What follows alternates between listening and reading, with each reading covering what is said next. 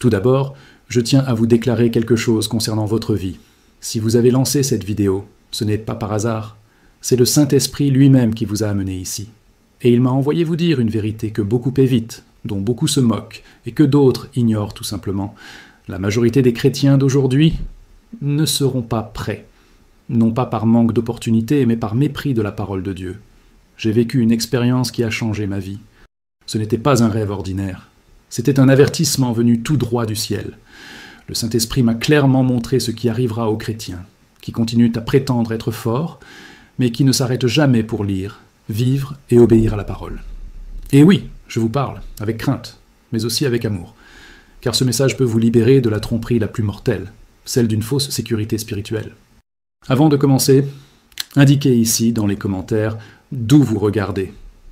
Il ne s'agit pas seulement d'interaction, mais de positionnement. Car lorsque vous vous manifestez, vous dites au monde spirituel « Je suis là et je veux entendre ce que Dieu a pour moi ». Alors, commentez dès maintenant le nom de votre ville, de votre pays ou de votre église, et laissez votre « Amen » comme un sceau prophétique. Maintenant, respirez profondément. Faites taire le bruit qui vous entoure. Et soyez attentifs, car ce que vous allez entendre ici vous brisera intérieurement. Mais cela vous sauvera aussi. Le Saint-Esprit m'a révélé ce qui arrivera aux chrétiens qui ne liront pas ceci. Et je dois tout vous dire, jusqu'au bout, sans filtre, sans tourner autour du pot. Car après aujourd'hui, vous ne pourrez plus jamais dire que vous n'avez pas été prévenu. La première fois que j'ai entendu ce passage de la Bible, j'ai ressenti quelque chose d'étrange. C'était comme si quelqu'un me piquait à l'intérieur, comme si Dieu m'appelait à regarder à nouveau. Mais je ne voulais pas. J'ai fermé la Bible, et j'ai fait comme si c'était une exagération, que ce verset n'était qu'un autre. La vérité, je n'étais pas prête à être confrontée. Je voulais le réconfort de la foi, mais pas le poids des responsabilités. Je préférais vivre ma vie chrétienne en mode pilote automatique, aller à l'église, chanter, prier, mais sans vraiment changer. De l'extérieur, j'avais l'air de venir de Dieu. Je publiais des versets, disais « Amen » à la fin de chaque phrase, et rendais gloire à Dieu sur les réseaux sociaux. Mais intérieurement, j'étais vide. Ce n'était pas de la rébellion explicite, c'était pire. C'était de la froideur déguisée en religiosité. Un christianisme beau aux yeux des autres, mais malsain devant l'autel. Je m'étais habitué à la surface. Mais le ciel ne se soucie pas des apparences. Et c'est à ce moment-là de ma vie que tout a commencé à s'effondrer. C'est à ce moment-là que Jésus m'a montré ce à quoi beaucoup seront confrontés, et ils ne seront pas préparés. Une nuit ordinaire, alors que j'étais allongé dans ma chambre, quelque chose m'a réveillé. Un poids, une présence. Ce n'était pas de la peur, c'était autre chose. C'était comme si le ciel m'observait. Je ne dormais pas, mais il n'était pas éveillé non plus. C'était comme les limbes. Et c'est dans cet espace étrange que quelque chose a commencé à se dévoiler. Je n'ai pas eu de vision d'ange, ni de tunnel de lumière. J'ai vu la parole, ouverte, claire. Et un verset tournait autour, comme entouré de feu. C'était comme si Jésus disait « Il est là ». Mais personne ne veut le voir. Cela s'est gravé dans ma mémoire. Beaucoup disent qu'ils me suivent, mais ils ne font pas ce que je commande. Cette phrase résonna en moi comme un coup de tonnerre silencieux. J'avais l'impression que Jésus lui-même disait, avec douleur, que l'Évangile était devenu une habitude, et non une transformation. Le verset était surligné, mais je ne pouvais pas le lire. Je savais simplement que c'était quelque chose que j'avais ignoré toute ma vie. Et cette ignorance n'était pas innocente, c'était un choix. Et ce choix me coûterait cher, pour moi, pour beaucoup, pour tous ceux qui considèrent la Bible comme si elle était facultative. L'image suivante était la plus puissante. J'ai vu une église en flammes, des gens dehors filmaient avec leur téléphone portable, personne n'essayait d'éteindre le feu, personne ne pleurait, ils se contentaient de regarder, froidement, comme si c'était normal. Et puis j'ai compris, cette église était symbolique, elle représentait des milliers de chrétiens qui vivent pendant le feu de la destruction spirituelle, sans même s'en rendre compte. Et le verset que je ne voulais pas lire était le seul qui pouvait empêcher cela. Quand je me suis réveillé, il faisait encore nuit. L'horloge indiquait 3h17 du matin. Je tremblais. Non pas de peur, mais de honte, parce que je savais, Dieu m'a donné une chance. Il m'a montré ce qui allait se passer. Et il m'a donné la mission de vous le dire, non pas pour paraître spirituel, mais pour essayer de réveiller quelqu'un, peut-être vous, parce que la plupart n'écouteront pas, la plupart continueront à ignorer. Mais Jésus l'a déjà clairement indiqué, et je ne peux plus faire semblant de ne pas l'avoir vu. Le lendemain matin, je suis resté silencieux. Je me suis réveillé le visage humide. J'avais pleuré dans mon sommeil, sans même savoir pourquoi. Mais mon esprit le savait. Quelque chose s'était déchiré en moi cette nuit-là. J'ai pris ma Bible pour la première fois, effrayé. Non pas par la terreur, mais par la responsabilité. J'avais toujours eu accès à la vérité. J'avais toujours entendu des sermons. J'avais mémorisé des versets. Mais je ne l'avais jamais pris au sérieux. Maintenant, après cette vision, la parole semblait vivante. Ce n'était plus un livre, c'était une phrase, pour ceux qui l'ignorent. J'ai passé des heures à chercher ce verset. C'était comme si quelque chose en moi me suppliait. Relis-le, les yeux ouverts, maintenant. J'ai commencé par Luc, puis je suis passé à Jean, Ésaïe, Matthieu, Apocalypse. Chaque chapitre semblait me confronter. C'était comme si Dieu me disait « Maintenant, veux-tu l'entendre? Alors assieds-toi et écoute tout. » Et ce jour-là, j'ai compris. Le problème n'est pas que le monde soit perdu, c'est l'Église qui dort. Le monde est ce qu'il a toujours été.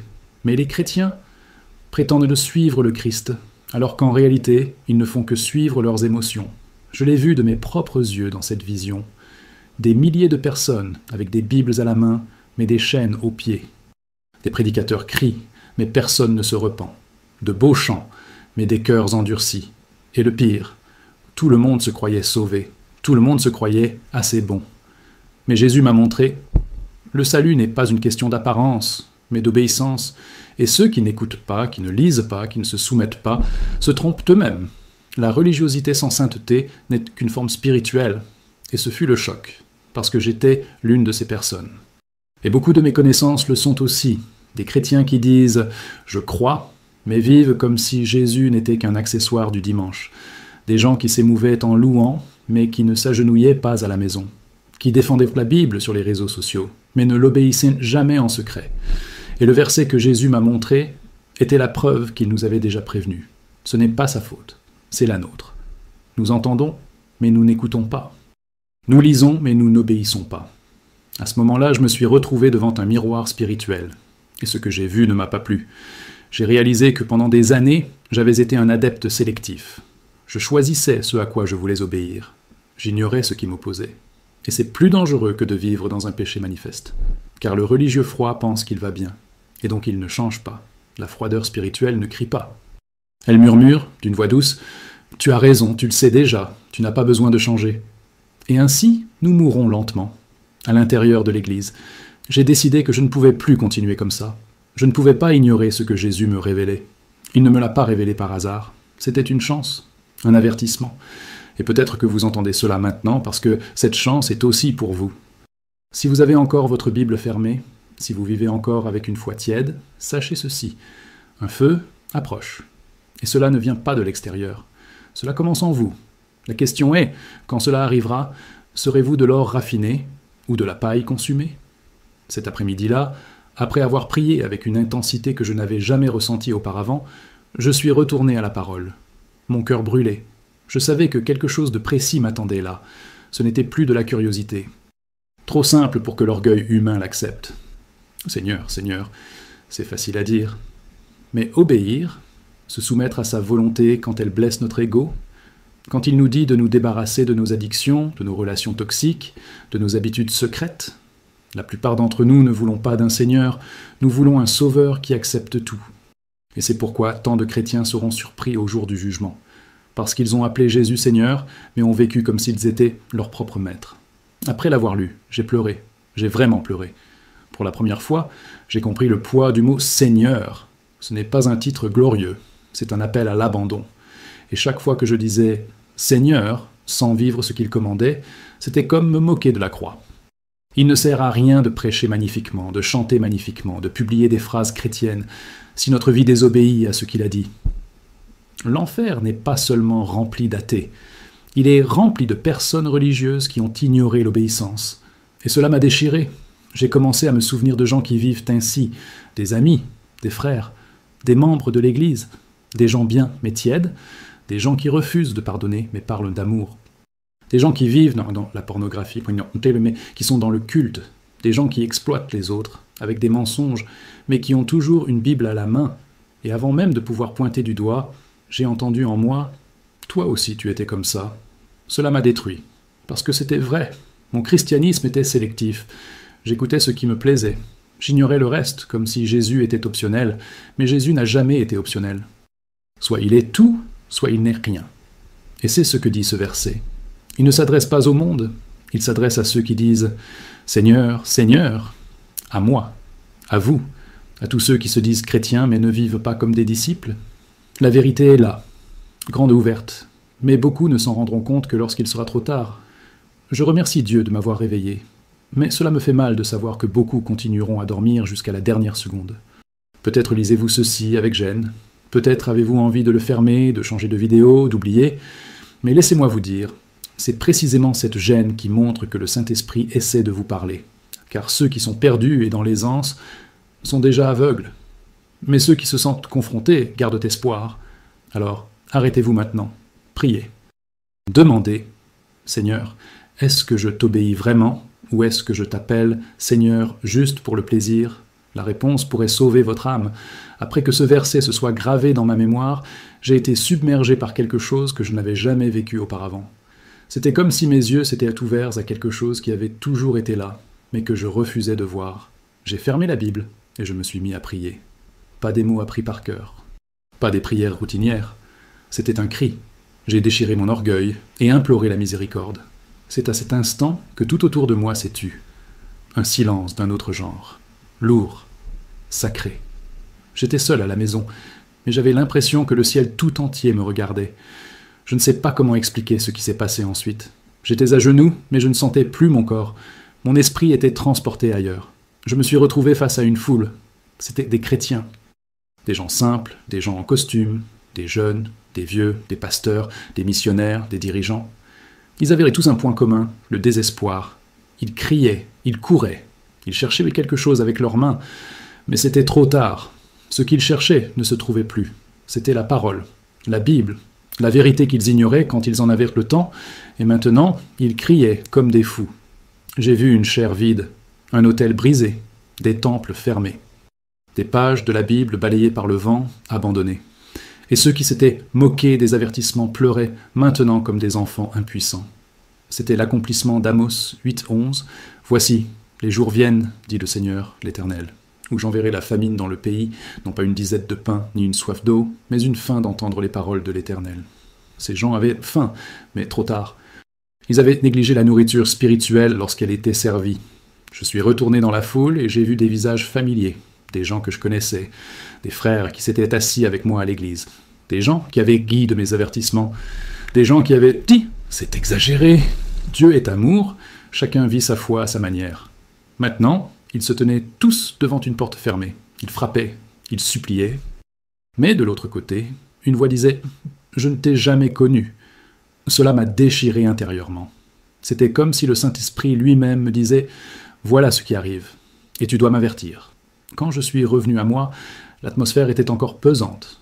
J'avais l'impression qu'un morceau de paradis était passé par là. Je me suis relevé lentement, le cœur brisé. Ce n'était pas qu'un rêve, c'était plus que ça. C'était un aperçu, un véritable avertissement. Et je savais, si je me taisais, je pécherais. Si je gardais ça pour moi, je serais complice. L'enfer n'est pas seulement rempli de méchants. Il est rempli de lâches qui se taisent alors qu'ils auraient pu parler. Dieu m'a donné une mission. Et maintenant, peut-être, il vous donne la même.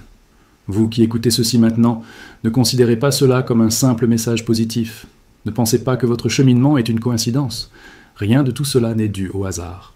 C'est l'occasion de prendre position. Jésus a déjà averti. La parole est déjà ouverte. L'avertissement a été donné. La question est, serez-vous de ceux qui écoutent et obéissent, ou continuerez-vous à dire « Seigneur, Seigneur », tout en vivant dans l'ignorance de tout ce qu'il a commandé? Le choix est fait maintenant. Le temps de l'ignorance est révolu. L'éternité est devant nous. Lors de cette vision, l'une des scènes qui m'a le plus marqué était celle de l'église en flammes. Ce n'était pas une métaphore, c'était littéral. J'ai vu un temple en flammes. Il n'y avait aucune panique. Personne ne courait partout avec des seaux d'eau. Personne n'appelait à l'aide. Des gens étaient en là, filmant. Certains riaient, d'autres regardaient simplement avec froideur, comme si c'était un spectacle comme un autre. C'était comme si le feu était normal. Et cela m'a déchiré intérieurement, parce que je comprenais exactement ce que Dieu me montrait. C'était l'image exacte de la froideur spirituelle de notre génération. Les flammes symbolisaient la lente et silencieuse destruction de la foi authentique. Les piliers du temple s'effondraient, et personne ne s'en souciait. L'autel était consumé et les yeux restaient rivés sur leur téléphone portable. J'ai vu les dirigeants devenir complaisants, les églises se transformer en théâtre, les chairs en scène, et la parole brûlée avec le reste. Et tout cela était accepté sans résistance. Comme si personne ne croyait plus que c'était important, comme si l'obéissance était facultative, comme si la vérité avait été annulée par la commodité. Le plus effrayant, c'était de voir la Bible gisant là, ouverte, en plein milieu du feu. Elle ne brûlait pas. C'était la seule chose restée intacte, illuminée par les flammes, comme une dernière supplication de Dieu. Mais personne ne la regarda. Tous préféraient regarder l'effondrement en silence, plutôt que de s'agenouiller et d'obéir. Et puis j'ai compris quelque chose qui me hante depuis. La parole de Dieu est indestructible, mais le cœur humain peut devenir irréversiblement insensible. Et quand cela arrive, ni miracle, ni vision, ni jugement ne s'éveillent plus. J'ai vu des jeunes rire de la Bible. J'ai vu des adultes qualifier l'Évangile de dépassé. J'ai vu des croyants troquer la repentance contre des applaudissements. Ils ont troqué la peur contre un statut social. Et puis j'ai réalisé, ce qui brûlait là-bas n'était pas seulement un bâtiment. C'était ce qui restait de la conscience spirituelle d'une génération qui avait troqué la croix contre les applaudissements, la sainteté contre la célébrité, la soumission contre l'influence.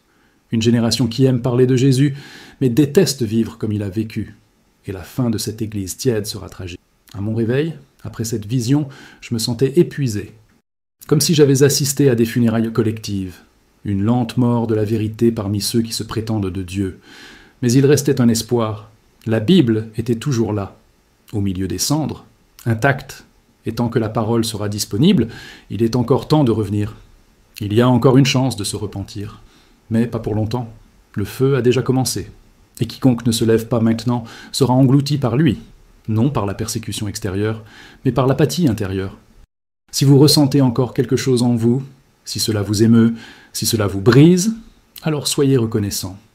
Car le Saint-Esprit souffle toujours sur vous. Il veut encore raviver ce qui était sur le point de s'éteindre. Mais ne négligez pas cet appel, car la prochaine étape pourrait ne pas être un avertissement, ce pourrait être un jugement. Et quand le jugement viendra, il ne servira à rien de dire « Seigneur, Seigneur », si vous avez ignoré la seule chose qu'il a demandé, l'obéissance. Pendant longtemps, j'ai cru qu'être chrétien était une question d'effort émotionnel. Si je pleurais à l'église, c'était un signe que Dieu était avec moi. Si j'avais la chair de poule, c'était le Saint-Esprit. Si le prédicateur m'émouvait, je pensais que c'était Dieu qui parlait. J'ai grandi avec la conviction que la présence de Dieu était synonyme de sentiment. Mais on ne m'a jamais appris que le véritable signe de sa présence, c'est l'obéissance. Et c'était le plus gros mensonge que j'ai avalé au sein même de l'Église. Je me souviens d'avoir assisté à des événements empreints d'une ferveur émotionnelle intense. Louanges tonitruantes, messages puissants, foules enthousiastes. Mais peu se sont vraiment repentis. Beaucoup sont rentrés chez eux et ont continué à vivre de la même manière. Ils parlèrent fort le dimanche et péchaient sans remords le lundi. Et j'en faisais partie. J'étais l'exemple parfait d'un chrétien, émotionnellement actif, mais spirituellement endormi. Un chrétien qui vivait en surface et ignorait les profondeurs de la croix. Et personne ne m'a confronté, parce que c'était devenu normal. Jésus m'a montré que cette normalité est destructrice. C'est comme un doux poison. Ça ne vous tue pas immédiatement, ça vous tue petit à petit, jusqu'à ce que vous ne ressentiez plus rien. Vous allez à l'église comme un zombie, vous priez par obligation, vous ne lisez la Bible que pour un soulagement rapide. Vous cherchez toujours des signes, des révélations, des confirmations, mais vous fuyez l'obéissance. Et c'est là le problème. Parce que l'Évangile n'a jamais été une question de ressenti, il a toujours été question de ce à quoi vous décidez d'obéir. Et sans obéissance, il n'y a pas de salut. Cette nuit-là, Dieu m'a révélé que des milliers de personnes étaient dans l'Église, mais hors de sa volonté. Elles écoutèrent des sermons, mais n'entendaient pas la voix de Dieu. Elles louaient Dieu de leurs propres lèvres, mais le cœur éloigné. Elles étaient émues, mais pas transformées. Et le pire, c'est qu'elles se croyaient bien. Elles pensaient qu'être croyant suffisait, comme si aller à l'église équivalait à faire partie du royaume. Comme si participer à des ministères équivalait à porter sa croix. Comme si pleurer pendant le culte équivalait à naître de nouveau. Cette révélation m'a profondément déchiré. J'ai compris qu'il ne suffit pas de ressentir quelque chose pour Jésus. Il faut vivre quelque chose pour lui. Il ne suffit pas de chanter « Tu es saint », Si l'on continue à être prisonnier des mêmes péchés, il ne suffit pas de dire que vous aimez la Bible, si vous ignorez ce qu'elle vous dit de faire. Et le Saint-Esprit m'a fait comprendre, tu es sauvé, non pas quand tu ressens quelque chose, mais quand tu te repens, te soumets et persévères. Ce n'est pas de la religion, c'est un renoncement quotidien. C'est une décision, c'est la croix. Le plus grand mensonge que l'ennemi ait répandu dans les églises est le suivant. Vous êtes sauvés rien qu'en croyant. Mais même les démons croient et tremblent. Le véritable évangile exige l'abandon. Et j'ai eu besoin d'être confronté à Dieu pour comprendre cela. C'est peut-être aujourd'hui votre moment de vous réveiller, vous aussi, car si vous persistez dans cette foi superficielle, vous serez surpris. Et le jour où la porte se fermera, cela ne servira à rien de dire « Mais j'ai senti ta présence, Seigneur ». Il regardera et demandera « As-tu obéi à ce que j'ai dit ?» Le plus douloureux de tout ce que j'ai vécu, c'est quand l'Esprit m'a révélé quelque chose qui m'a détruit intérieurement. J'étais au milieu de la foule des chrétiens, comme je l'avais déjà vu. Mais cette fois, quelque chose était différent. Il y avait une ligne au sol. D'un côté, ceux qui avaient vécu la parole. De l'autre, ceux qui avaient seulement entendu et n'avaient jamais obéi. Et à ma grande surprise, j'étais dehors. Oui, moi. Celui qui disait aimer Jésus, qu'il avait un ministère, qu'il allait à l'église, j'étais à l'écart. J'ai essayé de me justifier. J'ai essayé de crier. Mais je te connais, Seigneur. Et il m'a regardé. Un regard de douleur, non de colère. Un regard qui disait « Tu me connaissais par oui-dire, mais tu ne m'as jamais laissé te transformer complètement. » Ces mots n'étaient pas de ma bouche, mais je les entendais clairement en moi. C'était comme si le ciel tout entier réclamait ma froideur. J'avais été exposé. Plus de masques, plus d'excuses. Aucune théologie humaine ne pouvait plus me protéger. La vérité était devant moi, nue, et je tremblais. J'en ai vu d'autres à côté de moi. Des dirigeants, des chanteurs, des influenceurs, des jeunes pasteurs, d'anciens fidèles. Tous affichaient la même expression de choc, tous essayaient de discuter. Mais Jésus ne cessait de répéter « Je ne t'ai jamais connu ». Cela résonna comme un coup de marteau dans mon âme. Comment pouvait-il ne pas nous connaître? Nous parlions de lui, nous publiions des versets, nous prêchions. Mais l'Esprit me révéla, ce n'est pas la quantité de choses que vous dites de lui qui compte, mais la quantité de choses que vous lui obéissez en secret. Et en secret, beaucoup étaient loin, moi y compris. Puis j'ai vu quelque chose d'encore plus puissant. Un petit groupe, bien plus petit que la foule, est entré par une porte étroite. Pas de projecteurs, pas d'applaudissements, juste la paix. C'étaient ceux qui avaient pris cela au sérieux. Ceux qui avaient obéi même lorsque personne ne les regardait, ceux qui avaient pardonné en silence, ceux qui avaient jeûné en secret, ceux qui n'avaient pas recherché les applaudissements mais le cœur de Dieu. Ils n'étaient pas parfaits, mais ils étaient fidèles. Et finalement, c'est la fidélité, et non la gloire, qui les a séparés de la perdition. Je suis revenu à moi, un cri coincé dans la gorge. C'était comme si j'étais morte et revenue. Je savais qu'il était encore temps, mais pas beaucoup. La ligne que j'ai vue est plus proche qu'on ne le pense. Et chaque fois que nous ignorons la parole, chaque fois que nous choisissons le confort plutôt que l'obéissance, nous faisons un pas vers l'extérieur. Cela m'a anéanti. Car combien de fois ai-je joué avec la grâce de Dieu? Combien de fois ai-je confondu la patience divine avec l'approbation? Et combien, en ce moment, font la même chose? Si vous lisez ceci et ressentez un fardeau, ne fuyez pas. Ce fardeau est le signe que Dieu vous appelle toujours, qu'il veut encore vous donner une chance, qu'il ne veut pas que vous restiez à l'écart.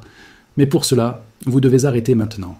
Repentez-vous, brisez le cycle, revenez à la parole, pour de vrai. Obéissez à ce que vous savez déjà. N'attendez pas une nouvelle révélation. La plus grande révélation que Dieu vous ait donnée est déjà écrite. Si quelqu'un veut venir après moi, qu'il renonce à lui-même, qu'il se charge de sa croix et qu'il me suive. Il n'y a pas d'évangile sans croix. Sans croix, il n'y a qu'illusion. Après cette vision, je suis resté silencieux pendant des jours. Je ne pouvais plus parler ni prier de la même manière. J'avais été confronté à quelque chose que personne ne veut voir, la fin de la religiosité superficielle. J'ai commencé à observer tout ce qui m'entourait, aux offices, sur les réseaux sociaux, dans les conversations. C'était comme si tout le monde parlait de Dieu, mais sans vraiment connaître sa parole. Et ça m'a fait mal, car j'ai réalisé que pendant longtemps, j'étais comme ça aussi. Un chrétien avec la Bible sur l'étagère, mais loin de mon cœur. C'est à ce moment-là que j'ai compris quelque chose de simple et de dévastateur. La plupart des chrétiens d'aujourd'hui vivent selon des phrases toutes faites, et non selon la parole vivante. Nous répétons des versets hors contexte. Nous utilisons les promesses comme des amulettes. Nous faisons de Dieu un dispensateur de bénédiction, et non le Seigneur de nos vies. Et quand quelqu'un tente de s'y opposer, l'argument surgit immédiatement. Dieu connaît mon cœur. Oui, il le connaît. Et c'est précisément pourquoi beaucoup entendront « Je ne vous ai jamais connu ». Car il ne recherche pas les apparences, il veut l'abandon, il veut la transformation, et cela ne vient que par la parole. Je me souviens d'une scène qui m'a profondément marqué. J'ai vu un jeune homme sur un réseau social dire « Dieu est amour, et c'est pour cela que personne ne va en enfer ». Les commentaires applaudissaient, partageaient et louaient cette idée, mais il n'y avait pas un seul verset. Pas de Bible, que des opinions, que des suppositions, et cela arrive tous les jours. Des gens prêchent un évangile sans écriture, un Jésus sur mesure, un christianisme qui s'adapte aux commodités du XXIe siècle, mais qui ne résiste pas à la lumière du trône de Dieu. Sans la Bible, il n'y a pas de Christ. Sans obéissance, il n'y a pas de royaume. C'est alors que j'ai compris pourquoi Jésus m'a montré cette image de la Bible ouverte au milieu des flammes. Elle était le dernier signe, la dernière voie. Elle était toujours là, disponible, intacte, mais ignorée. Car lire exige la confrontation. Obéir exige le renoncement. Et notre génération aime le confort, mais déteste le renoncement. Elle aime chanter le ciel, mais ne supporte pas d'en vivre comme citoyenne. Elle aime les miracles de Jésus, mais rejette les commandements. Et à la fin, la facture arrive, et elle nous fera payer à chacun ce que nous avons fait de la vérité qui nous a été donnée. La parole de Dieu n'est pas un accessoire, c'est un miroir, une carte, un scalpel qui tranche le faux et révèle l'éternel. Si vous ne vivez pas selon la parole, vous vivez selon vos opinions. Et les opinions ne sauvent pas. L'émotion ne sauve pas. La routine religieuse ne sauve pas. Ce qui sauve, c'est la foi active. Une foi qui écoute et obéit. Une foi qui se nourrit de la vérité, même quand elle fait mal. Une foi qui refuse de se fier aux apparences. Et cette foi ne naît que lorsque la Bible cesse d'être un livre fermé pour devenir notre pain quotidien. Si vous êtes loin de la parole, revenez en arrière. Si vous la lisez mais ne l'obéissez pas, repentez-vous. Si vous la connaissez mais ne la vivez pas, craignez. Car le jugement ne sera pas basé sur ce que vous avez ressenti, mais sur ce que vous avez ignoré.